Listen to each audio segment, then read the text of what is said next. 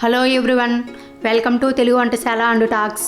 ఈరోజు మనం బొంబాయి రవ్వతో రైల్ పలహారంను ఎలా ప్రిపేర్ చేయాలో చూద్దాం. ఈ రైల్ పలహారం తెలంగాణ, కర్ణాటక రాష్ట్రాల వారికి బాగా ఇష్టమైన బ్రేక్ఫాస్ట్ రెసిపీ అండి. అసలు రైల్ పలహారం అంటే 2-3 రోజులు రైల్లో ప్రయాణం చేసేవాళ్ళు ఈ రెసిపీని తయారు చేసుకొని తీసుకెళ్తుంటారు. అందుకని దీన్ని రైల్ పలహారం అంటారు.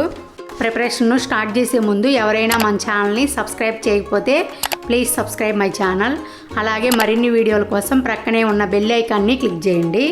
ఫస్ట్ మనం 1 కప్పు బొంబాయి రవ్వ లేదా సూజీ లేదా ఉప్మా రవ్వను తీసుకొని ఒక బౌల్లోకి వేసి శుభ్రంగా కడిగి 1 కప్పు బొంబాయి రవ్వను తీసుకున్నాం కదా, అదే కప్పుతో 1/4 కప్పు వాటర్ని పోసి ఒక అరగంట సేపు నానబెట్టాలి.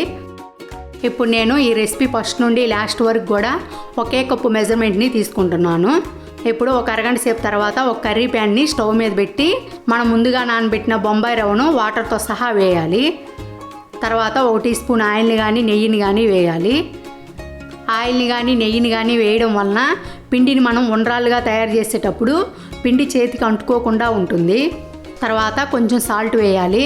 సాల్ట్ అనేది మరీ ఎక్కువ వేయద్దు, జస్ట్ టేస్ట్ కోసం చాలా కొంచెం వేయండి. ఇవన్నీ వేసిన తర్వాత స్టవ్ ఆన్ చేసి గ్యాస్ని సిమ్లో పెట్టి కంటిన్యూస్గా కలియబెడుతూ రవ్వ వాటర్ని అంతా అబ్జర్వ్ చేసేదాకా గరిటెతో కలియబెడుతూనే ఉండాలి. ఇప్పుడు కొంచెం సేపటి తర్వాత ఈ విధంగా ముద్దలాగా వచ్చిన తర్వాత స్టవ్ ఆఫ్ చేసి మూత పెట్టి 10 నిమిషాలు పిండి ఆవిరినంతా పట్టేదాకా అలాగే ఉంచాలి. ఇప్పుడు 10 నిమిషాల తర్వాత పిండి కొంచెం గోరువెచ్చగా ఉన్నప్పుడే పిండి సాఫ్ట్గా వచ్చేదాకా వత్తాలి. ఈ విధంగా పిండి సాఫ్ట్గా వచ్చిన తర్వాత కొంచెంగా పిండిని తీసుకొని ఈ విధంగా చాలా చిన్న సైజు బాల్స్ లాగా తయారు చేయాలి. ఇదే విధంగా మొత్తం పిండిని బాల్స్ లాగా తయారు చేయాలి.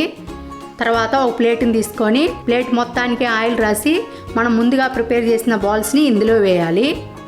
తర్వాత కడాయిని కానీ ప్యాన్ని కానీ తీసుకొని ఇందులో కొంచెం వాటర్ పోసి ప్లేట్లోకి వాటర్ పోకుండా ఏదైనా స్టాండ్ని కానీ గిన్నెని కానీ పెట్టి దీని మీద ప్లేట్ని పెట్టి మూత పెట్టి గ్యాస్ని మీడియం ఫ్లేమ్లో పెట్టి 10 నిమిషాలు కుక్ చేయాలి.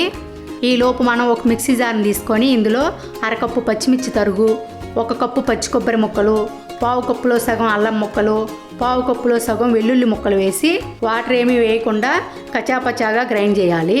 ఈ విధంగా కచ్చాపచ్చాగా గ్రైండ్ చేసిన తర్వాత కొద్దిగా సేపు ప్రక్కన పెట్టుకుందాం. ఇప్పుడు 10 నిమిషాల తర్వాత మూత తీసి మనం చేతితో ఉండ్రాలను ప్రెస్ చేస్తే మెత్తగా అయితే ఉడికినట్లే.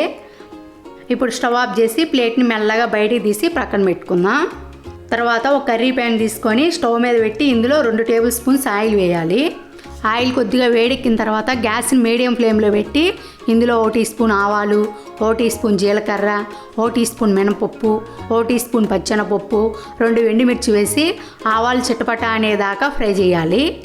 తర్వాత 1 కప్పు ఉల్లిపాయల తరుగు, 1 రెమ్మ కరివేపాకు వేసి ఉల్లిపాయ ముక్కలు కొంచెం గోల్డెన్ కలర్కి వచ్చేదాకా ఫ్రై చేయాలి.